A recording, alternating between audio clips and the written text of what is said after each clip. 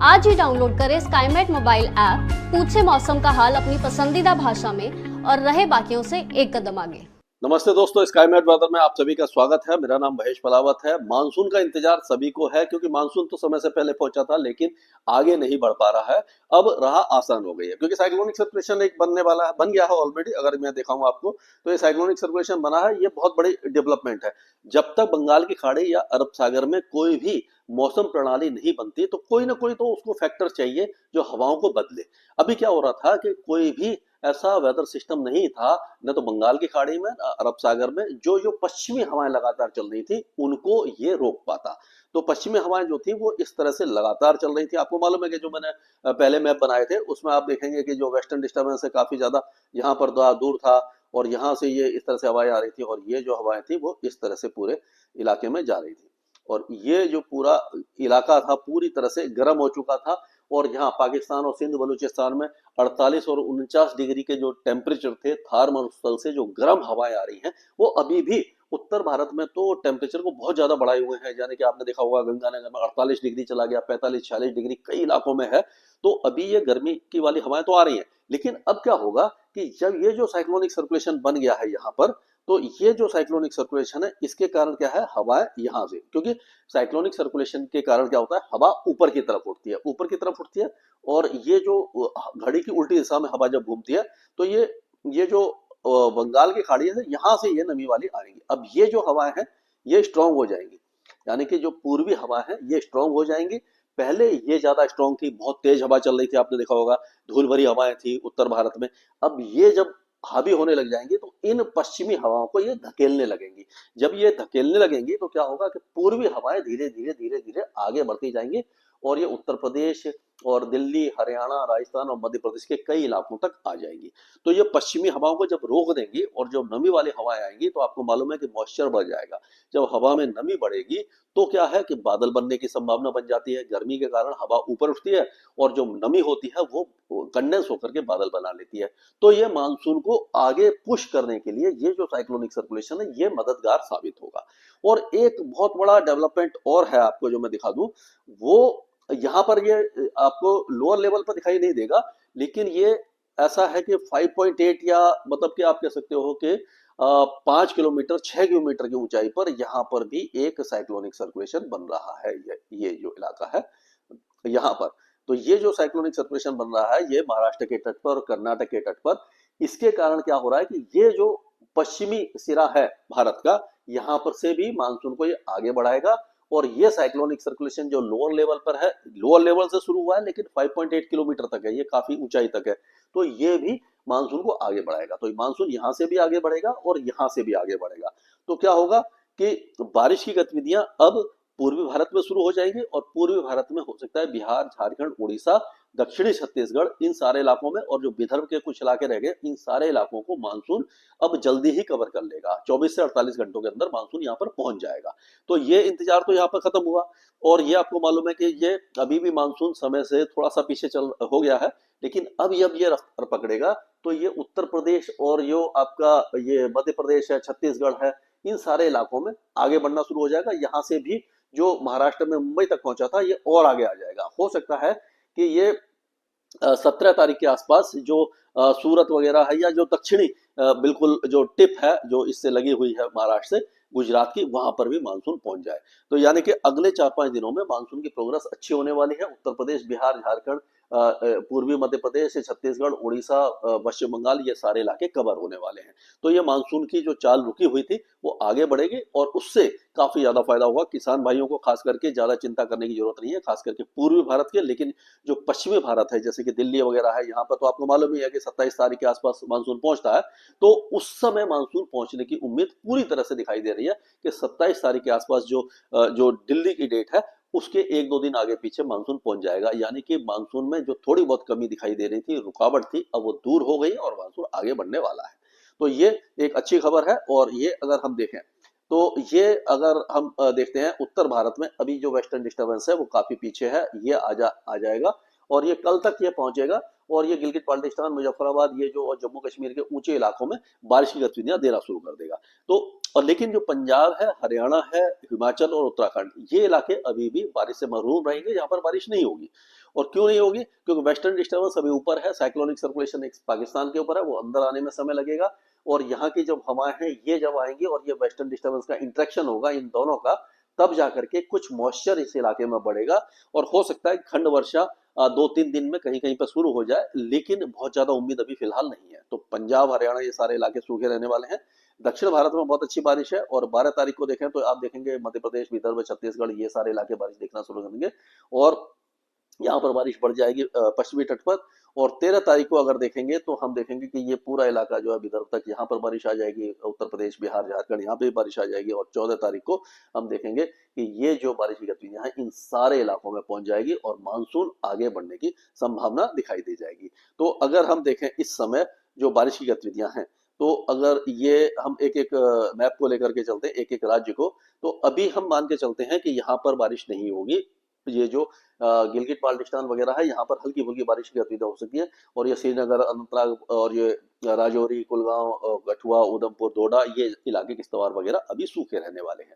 उसी तरह से हिमाचल प्रदेश में गर्मी काफी ज्यादा है, अभी फिलहाल गर्मी से राहत नहीं मिलने वाली है 3-4 दिनों तक और 3 दिन तक मान के चलिए, उसके बाद यहाँ पर हल्की फुल्की बारिश शुरू हो जाएगी। आप मान के चलिए कि 14 तारीख से बारिश शुरू हो जाएगी और उसी तरह से उत्तराखंड में भी 14 तारीख से बारिश की गतिविधियां शुरू होने वाली है। अब हम पंजाब की बात करें तो पंजाब को अभी इंतजार करना पड़ेगा कम से कम 16 या 17 तारीख तक। तब तक के लिए यहाँ पर गर्मी भीषण रूप धारण करेगी, काफी ज्यादा गर्मी रहेगी। लेकिन 2-3 दिन के बाद क्या होगा कि हवाएं बदलेंगी और जो उमस भरी हवाएं हैं वो आ जाएगी। क्या होता है कि अगर जो एक डिस्कम्फर्ट इंडेक्स होता है, यानी कि इसको आप कह सकते हो कि वेट बल्ब टेम्परेचर जब बढ़ जाता है, जब गर्मी ज्यादा होती है और जब नमी भी बढ़ती है, अगर नमी मान लीजिए 60% है और टेम्परेचर 37 डिग्री है, तो वो आपको फील जो होगा, यानी जो शरीर को, जो ह्यूमन बॉडी को जो फील होगा, 45-46 डिग्री के आसपास होगा। अगर 40 डिग्री है और 60-65% ह्यूमिडिटी है तो 50 डिग्री से भी ज्यादा ऊंचा मतलब टेम्परेचर फील होगा। उस समय क्या होता है कि हमारा जो एटमॉस्फेयर में जो नमी बढ़ जाती है और हमारा जो पसीना है, क्योंकि पसीना कब सूखता है कि जब एटमॉस्फेयर मतलब जो वातावरण है एकदम सूखा हो, तो हवा जब चलती है या पंखे के नीचे बैठते हैं तो ये हमारा शरीर पसीने को सुखा देता है और शरीर ठंडा होता है।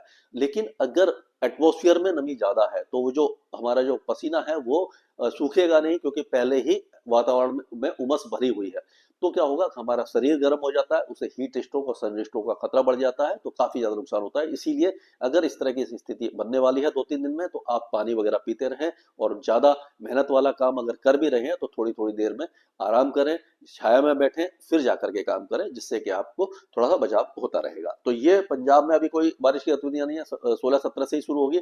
हरियाणा और दिल्ली में भी ये बारिश की गतिविधि आप कह सकते हो कि 15-16 से कुछ वेदर एक्टिविटी शुरू हो जाएगी। 15-16 से मान के चलिए कि जो दक्षिणी इलाके हैं यहाँ पर बारिश की गतिविधियां थोड़ी शुरू हो सकती हैं और इसमें हम देखेंगे तो हो सकता है कि पानीपत, सोनीपत, रोहतक, चरखी दादरी, महेंद्रगढ़, रेवाड़ी, गुरुग्राम, नूह, पलवल, मेवात और दिल्ली एनसीआर में जो गरज वाले बादल बन सकते हैं और बादल जो थोड़ी बहुत वेदर एक्टिविटी हो सकती है। तो इस तरह का मौसम रहने की संभावना हमें दिखाई दे रही है।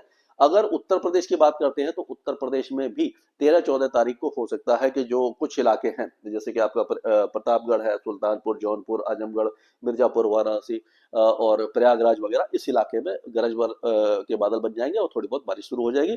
और लेकिन 14 तारीख से बारिश की गतिविधियां आपकी ये जो आपका फर्रुखाबाद, कन्नौज, मैनपुरी, फिरोजाबाद, सीतापुर, बाराबंकी और जालौन, ये सारे इलाके में आ जाएगी और हो सकता है दिल्ली एनसीआर तक 15 तारीख तक जो वेदर एक्टिविटी आना शुरू हो जाए। 15 या 16 तारीख से यहाँ पर खंड वर्षा शुरू हो जाएगी, बादल वगैरह बनने शुरू हो जाएंगे और टेम्परेचर कम होना शुरू हो जाएगा। उसी तरह से बिहार में और झारखंड में, दोनों इलाकों में ये जो मानसून है धीरे धीरे आगे बढ़ना शुरू हो जाएगा। ये 14 तारीख तक मानसून की गतिविधियां कुछ इलाकों को कवर कर जाएंगी।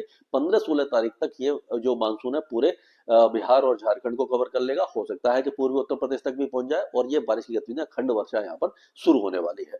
और उसी तरह से पश्चिम बंगाल में भी बारिश की गतिविधियों में बहुत ज्यादा इंक्रीमेंट तो नहीं होगा, लेकिन हाँ कुछ राहत मिलेगी, खंड वर्षा होगी, किसी किसी इलाके में बारिश होगी और मानसून इस इलाके को कवर कर जाएगा अगले 2-3 दिनों में। और पूर्वोत्तर राज्यों में जो अभी बारिश है वो भी मणिपुर, मिजोरम और नागालैंड में ज्यादा होगी, बाकी इलाकों में हल्की बारिश आपको दिखाई देने वाली है।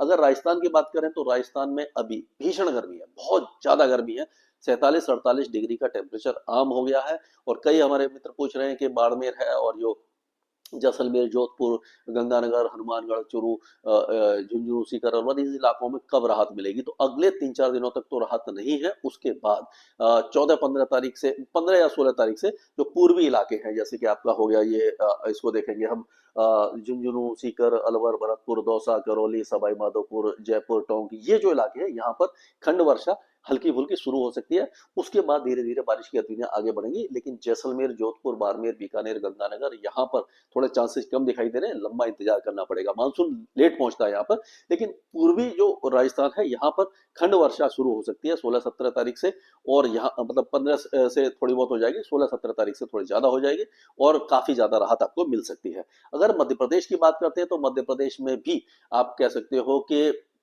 14-15 तारीख से कई इलाके बारिश देखना शुरू कर देंगे, और 14-15 तारीख तक ही पूर्वी मध्य प्रदेश में जो मानसून पहुंच जाएगा, जैसे कि सिद्धि, सतना, सिंगरौली, पन्ना, दमोह, उमरिया, कटनी, मांडला, बलूरघाट और ये बालाघाट, और ये जो इलाके हैं, अनूपपुर, डिंडोरी, ये सारे इलाकों में मानसून पहुंच जाएगा। और बारिश की गतिविधियां कई इलाकों में आपको अशोकनगर, गुना, शिवपुरी और विदिशा, भोपाल, शाजापुर, होशंगाबाद, हरदा, बैतूल, यहाँ पर यानी खंड वर्षा होगी। ऐसा नहीं लगातार बारिश हो, लेकिन खंड वर्षा शुरू हो जाएगी और मानसून आगे बढ़ने की राह आसान हो जाएगी।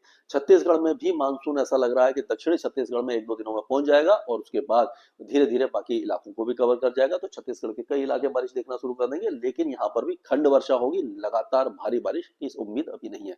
यानी खंड वर्षा क्या मतलब है कि 5-6 मिनट के लिए, 10 मिनट के लिए तेज बारिश हुई और फिर बारिश रुक गई, इस तरह का मौसम रहेगा। उड़ीसा में बारिश की गतिविधियों में धीरे धीरे वृद्धि होने की संभावना है। 2-3 दिनों के अंदर कई इलाके अच्छी बारिश देख सकते हैं। अब चलते हैं गुजरात की तरफ। तो गुजरात में अभी फिलहाल तो हमें उम्मीद दिखाई नहीं दे रही है, लेकिन फिर भी ऐसा लग रहा है कि जो सूरत, वलसाड़, नवसारी और तापी, डांग, ये जो इलाके हैं यहाँ पर हल्की फुल्की बारिश और 1-2 मॉडरेट स्पेल 2 दिनों के अंदर 14-15 तारीख से शुरू हो जाएंगे, और 16-17 तारीख तक इस इलाके को मानसून छू जाएगा, ये जो दक्षिणी इलाका है। लेकिन जो बाकी इलाके हैं इसको लंबा इंतजार करना पड़ेगा। 20-21 तारीख तक हो सकता है कि गिर सोमनाथ, भावनगर, बड़ोदरा और ये यहाँ तक आ जाए, और 27-28 तारीख तक ही मानसून बाकी इलाकों को, कच्छ को छोड़ करके 27-28 तक इस इलाके में मानसून पहुंच सकता है। ये अभी की उम्मीद है। और अगर हम महाराष्ट्र की बात करें तो महाराष्ट्र में मूसलाधार बारिश, भारी से अति भारी बारिश होगी। अब 14 तारीख से हम देखेंगे, अगले 2-3 दिन तो सूखा रहेगा, लेकिन अमरावती, नागपुर, वाशिम, भंडारा, गढ़चिरौली, यवतमाल, ये सारे इलाके ये खंड वर्षा देखेंगे, तेज बारिश देखेंगे।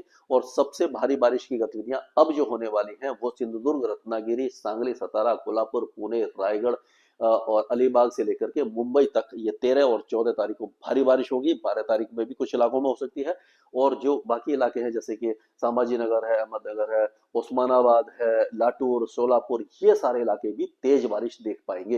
यानी कि अंदरूनी इलाके, यानी दक्षिणी मध्य महाराष्ट्र और कोकण एंड गोवा में मूसलाधार बारिश हो सकती है। रेड अलर्ट सिचुएशन बन सकती है। उत्तरी मध्य महाराष्ट्र, धुले, नंदुरबार, जलगांव, नासिक, मालेगांव, ये जो इलाके हैं यहाँ पर बारिश थोड़ी कम होगी, लेकिन विदर्भ में भी बारिश की गतिविधियां 14-15 तारीख से तेज होना शुरू हो जाएंगी। अब अगर हम चलते हैं तेलंगाना की तरफ, तो तेलंगाना में अभी हैदराबाद, रंगारेड्डी, मेडक, सैदापेट, कामारेड्डी, करीमनगर, ये जो इलाके हैं, महबूब नगर वगैरह, ये नालगोंडा, ये सारे इलाके तेज बारिश देखेंगे। और ये खम्मम वगैरह, ये जो इलाके हैं, इन इलाकों में थोड़ी सी बारिश कम रहेगी। और उसी तरह से कोस्टल आंध्र प्रदेश में बारिश कम रहेगी, लेकिन रायलसीमा के कई इलाके तेज बारिश देख सकते हैं। कुर्नूल, अनंतपुर, कडप्पा, चित्तूर, नेल्लोर, ये सारे इलाके। अब अगर केरल की, कर्नाटक की बात करें तो कर्नाटक में सबसे ज्यादा हैवी रेन के चांसेस अभी आपको दिखाई देंगे। बीजापुर, बगलकोट, बेलगांव, धारावाड़, गडक, कोपल, हावेरी, उत्तर कन्नड़, दक्षिण कन्नड़, शिवमोगा, दावणगेरे, चित्रदुर्गा, चिकमगलूर, ये सारे इलाके मूसलाधार बारिश देखेंगे, यानी कि जल भराव की स्थिति और रेड अलर्ट सिचुएशन यहाँ पर हो सकती है। बेंगलुरु, तुमकुर, चामराजनगर और चिकबालापुर, मांड्या, ये जो इलाके हैं, कोलार वगैरह, यहाँ पर मॉडरेट शावर्स हो सकते हैं, अच्छी बारिश यहाँ पर भी हो सकती है। केरल में भी कई इलाकों में अच्छी बारिश की संभावना है, लेकिन तमिलनाडु में बारिश की गतिविधियां थोड़ी सी कम होंगी, धीरे धीरे अगले 2-3 दिनों तक बहुत कम होगी। चेन्नई और जो उसके आसपास के इलाके हैं, उत्तरी इलाकों में बारिश हो सकती है। लक्षद्वीप में भारी बारिश की संभावना नजर आ रही है। अगले 2-3 दिनों के दौरान मूसलाधार बारिश, यानी 60, 70, 80 मिलीमीटर की बारिश कई इलाकों में रहेगी, लेकिन अंडमान और निकोबार द्वीप समूह में हल्की से मध्यम बारिश और 1-2 मॉडरेट स्पेल, इंटेंस स्पेल भी हो सकता है। यानी कि ये सारे इलाके अब बारिश के कगार पे आ गए, और अच्छी बारिश यहाँ पर रहेगी। और जैसे मैंने बताया कि मानसून अब बहुत जल्दी आगे बढ़ेगा। स्काईमेट वेदर में अभी के लिए इतना है। मौसम से जुड़ी सटीक जानकारी और खबरों के लिए हमारे YouTube चैनल को सब्सक्राइब करें और बेल आइकन दबाकर हर खबर पर रखें नजर।